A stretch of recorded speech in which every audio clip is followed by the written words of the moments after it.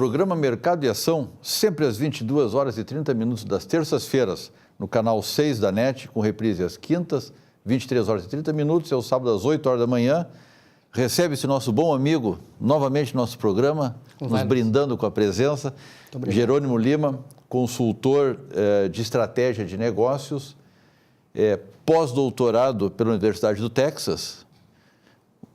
É uma curiosidade agora, um pouquinho antes da gente entrar na entrevista. Um doutorado é bastante complicado, demanda tempo, demanda energia. Um pós-doutorado, por tese, seria mais difícil. Ele é mais específico, ele é mais pontual? Qual é a diferença? Na verdade, pós-doutorado no mundo acadêmico, ele não é uma titulação. Ele significa um avanço nos estudos que foram feitos no doutorado. Um doutorado no Brasil se gasta 4 anos e meio, entre 4 anos e meio e 5 anos, para se fazer uma pesquisa que tenha um caráter de ineditismo. Então, se espera que uma tese de doutorado ela faça uma contribuição inédita para o avanço de algum conhecimento no mundo. Normalmente, quase todos os assuntos que a gente pensar já foram estudados. Então, os doutorados, eles abordam temas muito específicos de algum aspecto da realidade do mundo do conhecimento em que se faça um grande aprofundamento.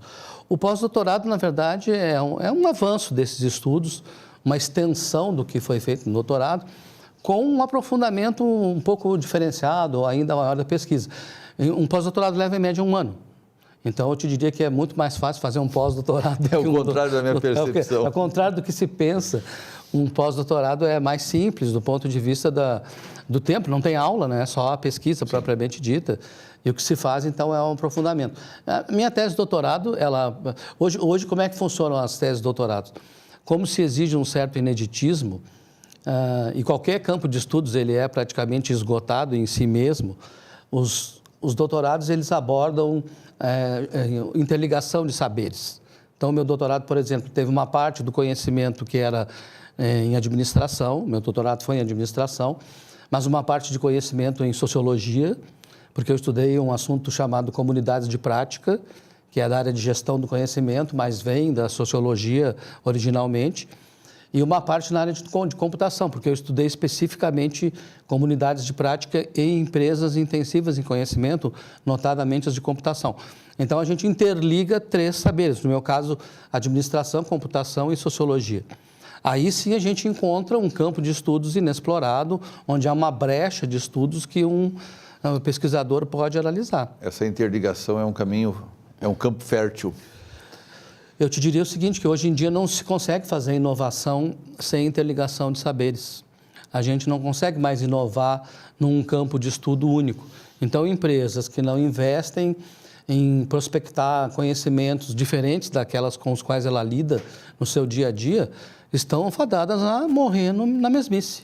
Não tem como inovar. Quais são as linhas de pesquisa que tu enxerga mais propícias, as interligações que vão se tornar mais efetivas aí nos próximos anos? Cada universidade tem suas linhas específicas de pesquisa. Quase todas elas hoje têm linhas de pesquisas voltadas para a estratégia. A estratégia é um campo de estudos muito amplo, mas o que a gente percebe hoje são movimentos estratégicos relacionados a acompanhar o avanço da tecnologia para poder gerar alguma coisa diferente voltada para o aporte computacional. Existem também inovações sociais, mas essas são mais difíceis de realizar porque requerem articulações políticas, articulações com a comunidade, com a sociedade. Envolve mais o poder público. Envolve o poder público, é mais moroso também, porque muita gente no meio para tomar decisão. Então, eu te diria que hoje em dia os campos de estudo ligados à estratégia e inovação vão para a área do uso de tecnologia para gerar um conhecimento diferenciado que possa ligar com o que a empresa já tem, falando do ponto de vista da empresa, que é o meu assunto, né? De modo que aí, então, as empresas possam descobrir algo diferente a oferecer para os seus segmentos de atuação. Bom, até agora a gente não fez nenhuma pergunta das combinadas para a entrevista, mas oportunizou entrar no assunto, que é a tendência, este ano, 2017, as empresas vão ter que ter comportamentos que não são habituais para poder chegar ao final de 2017. Fala um pouquinho sobre a tua perspectiva para 2017, tua perspectiva sobre a ótica das empresas. Sim, eu acho que desde 2015 a gente já vem tendo os efeitos da crise econômica na competitividade das empresas. Então, já não é mais algo novo, a gente já está meio que aprendendo a lidar com esses assuntos. Não penso que a situação em 2017 vai ser melhor do que foi em 2016.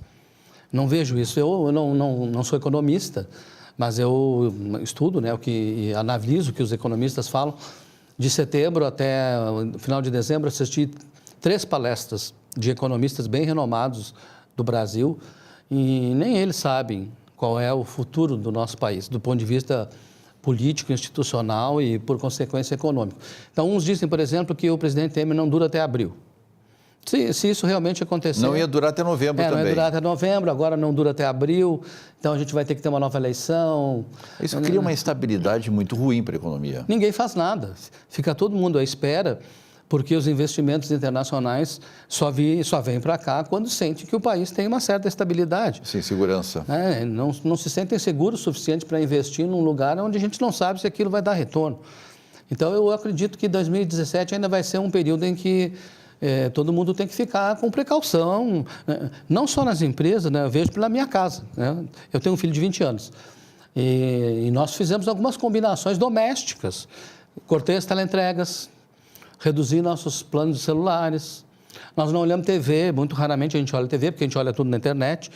Então, nós temos o plano de internet mais básico possível, embora a banda de internet seja boa, mas o nosso plano de televisão acaba, é o mais básico possível.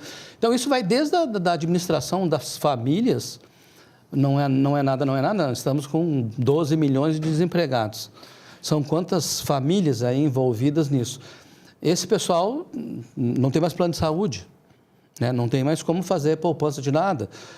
Se sacou mais dinheiro da poupança no ano passado do que em 2015.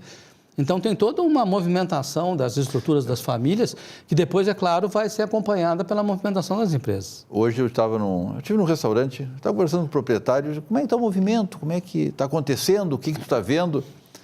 Eles, de uma forma assim muito simplória, não estou pagando as contas. Não. Bem assim, não estou pagando as contas. Que mensagem? A mensagem é pessimista, né, Luiz? Porque se a gente vai falar com um empresário, né, que tem contato com um monte de pessoas e ele tem esse tipo de atitude, isso vai contaminando a nossa segurança, a nossa capacidade de achar que a gente pode dar a volta por cima, voltar a reinvestir. Uma coisa acaba puxando a outra, é emocional isso. Sem dúvida.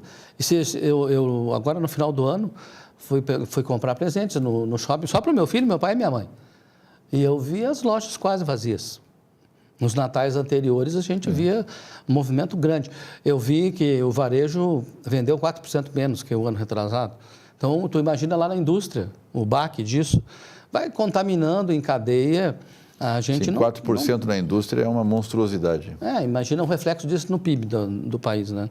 Aí tu soma com as roubalheiras todas.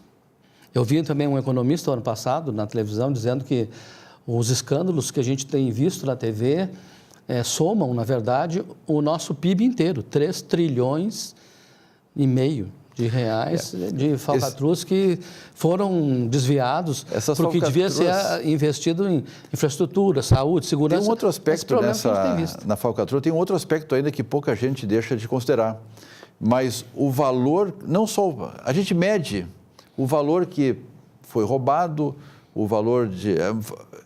coisas que podem ser métricas, que eu posso olhar, pegar e sentir. Mas ninguém está considerando quanto as empresas perderam de valor. Sem dúvida. Empresas na Bolsa, a própria Petrobras, ela teve um roubo de alguns bilhões, é verdade. Mas e o roubo de todos aqueles acionistas?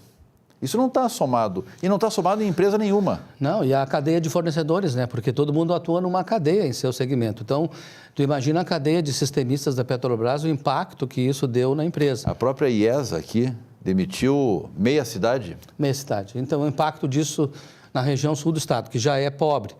né? Imagina como é que está vivendo hoje. Não fui a Rio Grande nos últimos tempos, mas eu penso que a situação lá deve estar bem difícil. Lá piorou bastante agora, porque a última plataforma não houve renovação nenhuma, não existe perspectiva, né? Então por isso tudo que eu acho que 2007 é um ano em que a gente vai ainda ter que ficar muito alerta, economizar o que puder, não ter gasto a mais, fazer os investimentos naquilo que consideramos que é prioritário para as empresas, a gente vai falar um pouco mais sobre isso. E mais nada, vamos esperar para ver, vamos investir em análise e melhoria de processos nas nossas casas e nas nossas empresas, para quando a crise passar, porque um dia também vai passar, não é possível que isso dure tanto tempo assim, a gente esteja melhor preparado para enfrentar. Falasse uma palavra-chave aqui, não vai dar tempo de fazer toda ela nesse bloco, mas nós vamos continuar depois. Análise e melhoria de processos. Quem nos ouve, o que é isso? Então, a análise e melhoria de processos, vamos começar primeiro pela análise. Analisar é decompor um todo em partes para compreendê-lo melhor. Então, uma análise do processo, na verdade, é um mapeamento de um conjunto de atividades que sejam muito relevantes para que a empresa possa entender passo a passo o que ela está fazendo e verificar se aquilo ainda é a melhor maneira de se fazer. Em função dessa análise vem a melhoria. Então, já que alguma coisa pode não estar mais adequada à realidade, existem novas tecnologias, novas formas de se pensar as coisas, o que eu posso fazer para melhorar os meus processos para que eles sejam mais rápidos, mais baratos e mais eficazes, com mais qualidade? Isso é o que a gente chama de análise e melhoria de processos. Eu acho que as empresas, estrategicamente, devem se concentrar nisso e na qualificação das pessoas, porque as pessoas é que atuam nos processos, para garantir que quando a crise melhorar, passar um pouco, a gente tenha condições de competir com o mercado lá fora. As empresas sozinhas, sem uma ajuda, sem um consultor, que nem você que é um consultor especializado em estratégias, as empresas elas conseguem, por conta própria, andar alguns passos. Sim. Mas ela não consegue, normalmente, ter uma visão do todo. Ela melhora partes, o que é bom, sem dúvida, mas pode também criar um desequilíbrio adiante. Sim. Porque as coisas deveriam andar parelhas.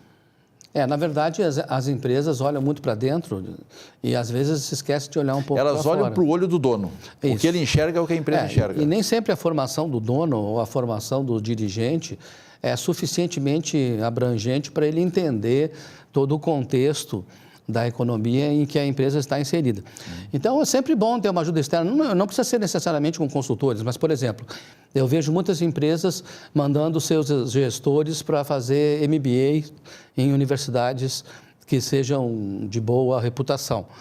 Isso eu penso que já ajuda muito, porque o intercâmbio da universidade, que tem esse pluralismo de ideias, com professores que são de mercado, mas também têm um cunho acadêmico, e os gestores que veem a realidade da empresa, mas fazem networking com seus colegas de outras empresas, têm aporte de novos conhecimentos, isso, de certa forma, já aumenta a nossa quantidade de informação disponível sobre o que dá para fazer, amplia nossa percepção da realidade, do mundo.